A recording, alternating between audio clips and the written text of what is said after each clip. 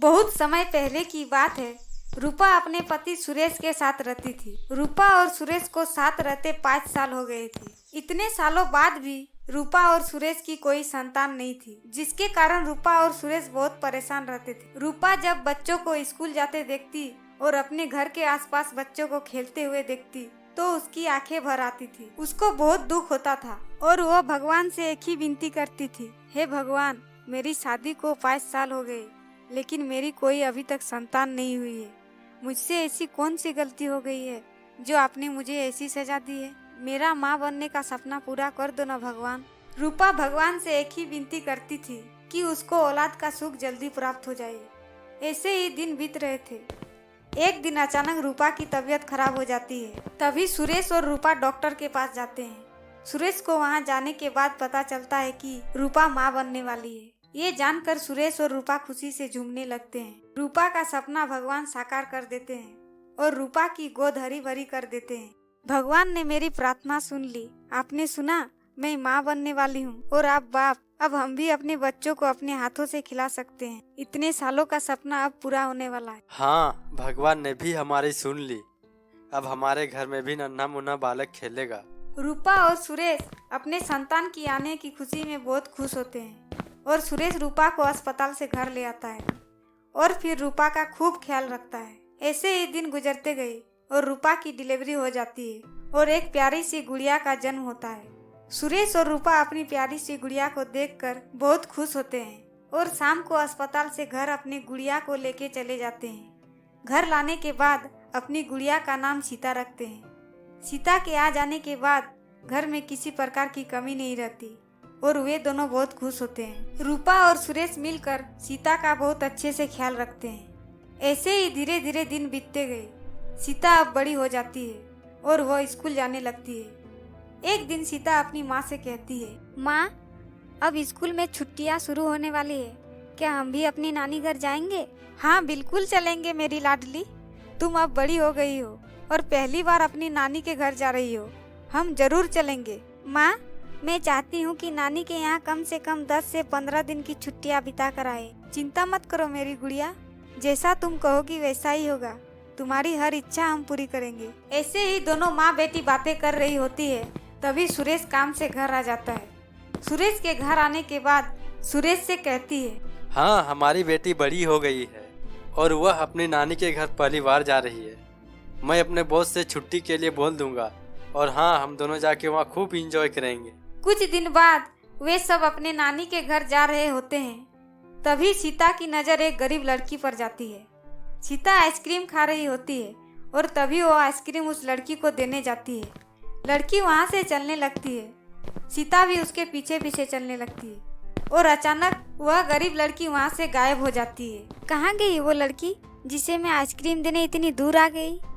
मुझे तो यहाँ का रास्ता भी नहीं पता। कोई है यहाँ पर? मुझे मेरी नानी के घर तक ले चलो, मेरे मम्मी पापा वहीं पर है। सीता वहीं पर रो रही होती है।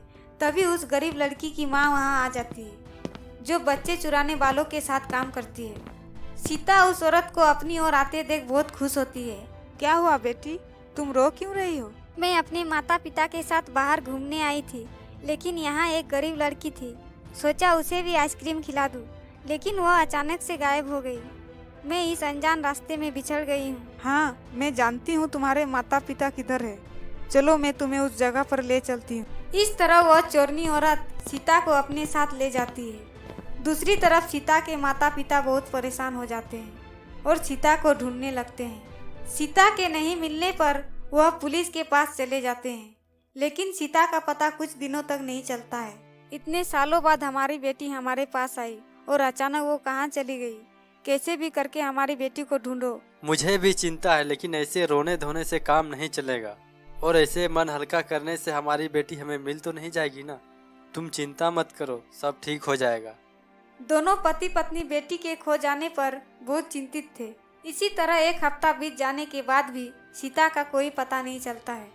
उधर सीता भूखी प्यासी एक कमरे में रो रही होती है। आप तो बता रही थी मुझे उस जगह पे ले जाएंगे जहाँ मेरे माता पिता है। आप मुझे कहाँ ले आए हैं? मुझे मेरे माता पिता के पास जाना है। तू ज्यादा मत बोल लड़की, तूने मेरा दिमाग खराब करके रखा है। अपने पिता का नंबर बता, मैं तुम्हें सच में वहाँ तक छोड़ दूंगी। चोरनी औरत कैसे भी करके सीता के घर का पता लगाती है और उनके घर कॉल करती है और कहती है, तुम सीता के पिता बोल रहे हो?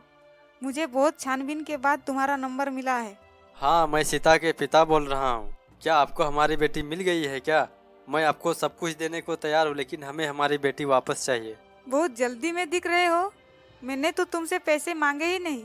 लगता है बहुत लाडली बेटी है तुम्हारी। रूपा अपने पति के पास चोरनी औरत का कॉल आता देख फोन ले लेती है और कहती है, हमारी एक लौती बेटी है, आप उसे प्लीज हमें दे दो। मैं एक शर्त पे आपकी बेटी दे सकती हूँ। तुमको हमें 50,000 रुपये देने पड़ेंगे। हाँ हाँ, तुम मुझे अपना पता बता दो, हम वहाँ पैसे लेके आ जाएंगे। रूपा अपनी बेटी के लिए कुछ भी करने के लिए तैयार थी और वह पैसे लेके चोरनी औरत के पास जाने लगती है। वहाँ पर पहुँचने पर चोरनी औरत का फोन आता है और वह लड़की देने से मना कर देती है और अपनी मांग ज्यादा बताती है। तभी वहाँ से एक बूढ़ी औरत गुजर रही थी। उन दोनों को दुखी देख उनके पास आती है और कहती है, क्या बात है बेटी, तुम दोनों इतने दुखी क्यों हो? रूपा सारी बातें बताती है। तभी बूढ़ी औरत एक जादुई सोने के लहंगे के बारे में बताती है और वहाँ से चली जाती है। इसके बाद रूपा और सुरेश सोने के लहंगे के पास जाती है और कहती है, हे जादुई सोने के लहंगे, सीता मेरी बेटी है। मैं चाहती हूँ कि सीता मेरे पास वापस आ जाए और हम खुशी से अपना घर चले जाए। रूपा के इतना कहते ही उसकी बेटी सीता उसके पास आ जाती है। अपनी बेटी को सामने देख रूपा जोर जोर से रोने लगती है और उसे गले से लगा लेती है और उस लहंगे को धन्यवाद करती है और फिर खुशी खुशी सुरेश और रूपा अपनी बेटी के साथ घर वापस आ जाते हैं।